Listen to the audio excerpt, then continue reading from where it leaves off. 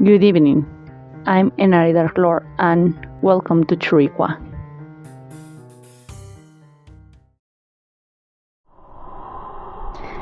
Every time I am in Mata-Bejid, it's a journey to the past.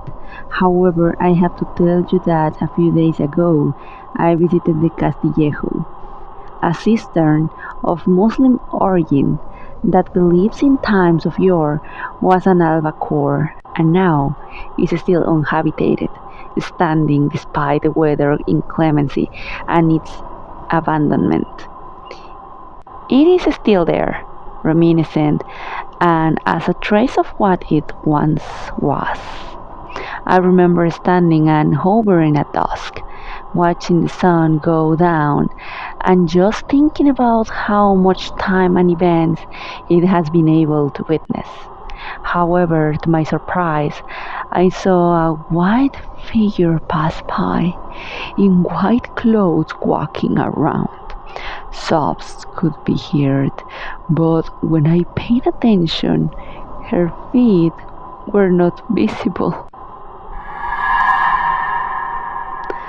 I was terrified when I saw her. I went out to escape. I arrived looking for some place where I could eat something substantial.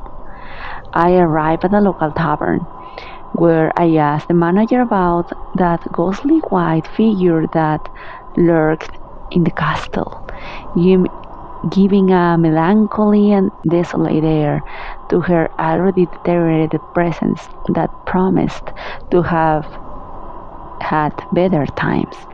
The good man told me the following story.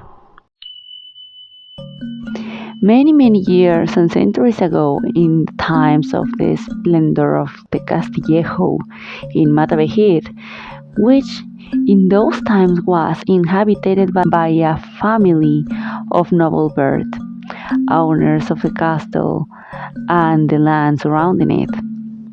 The family consisted of the lord, the lady, and their 3 children. They were well known for being just and good. Not to mention that the lady was also famous for being virtuous and extremely beautiful. There was a convent, an abbey, which belonged to the order of Saint Basil and was called Santa Maria de Oviedo. One summer afternoon, the lady went out of the castle accompanied by her maidens and crossed paths with the abbot, who greeted her and put himself at her disposal. What the lady did not know was that the abbot had fallen in love with her and that every meeting with him was to win her favor. For in his mind lurked the idea that if God had put her on his road, on his path, he should do everything possible to win her heart. Whenever the paths crossed, and even in religious celebrations, he would gradually let her see his intentions, which she, with great ingenuity and discretion, rejected, something that robbed the abbot of his sleep and kept him awake at night, which robbed him of his peace and quiet. So determined to succeed, he took advantage of the lady's outing to follow her, reiterate his love, and even send her letters, and as expected, the lady ignored him and rejected each of his intentions. Little by little, both ended up getting tired of the situation, the abbot of her rejections, which made his love become an obsession that now emanated rejection and hatred. And the lady, in turn, in addition to being fed up, opted to leave the property in cases that were merely necessary. The weather was about to change, just as the summer came to an end. This unhealthy obsession was about to reach the same point, so the abbot, eagerness to put an end to this obsession, decided to give her an ultimatum. The lady, fed up with her confinement, left her chambers and went for a walk in company of her maid, as she had not done for some time. He again approached her, and without any scruple or dissimulation, without beating around the bush, he said to her, "I offer you my heart, my love, along with the opportunity to be happy. If you reject it and do not agree to my pretensions, happiness will turn into misfortune, making you the most unhappy woman on the face of the earth."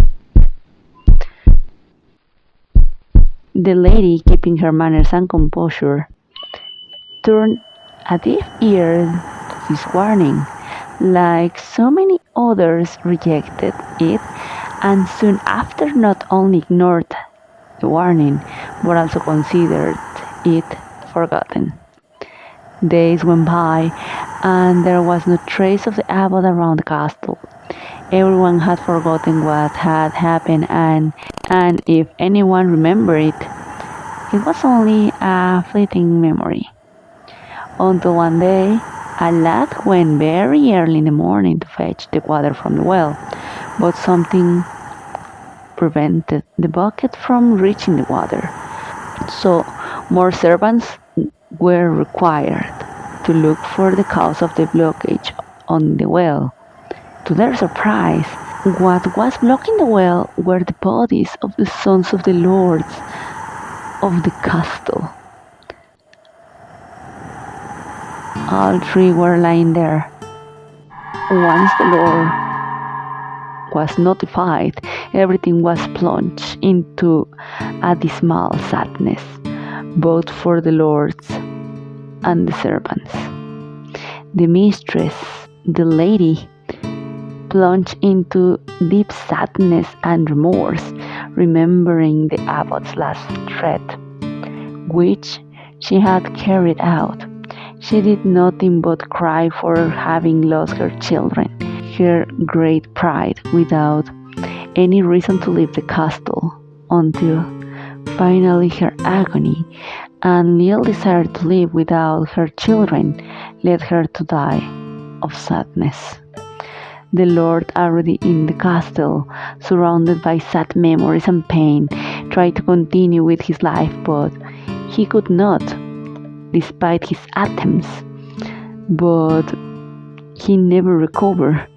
Without any hair, with his family already broken, he joined the misfortune, leaving this world shortly after his wife did. The castle was uninhabited. Time did its thing.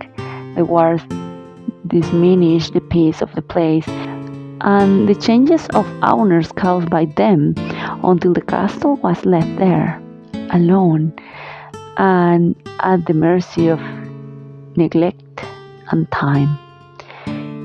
It is said that the lady in white is that lady in the glow of the night, that is walking dressed in white with her hair loose and waving in the wind, still lamenting the death of her children and not having taken seriously the abbot's threats, walking through what was her home, or rather the one that to this day continues to be and will continue to be her home.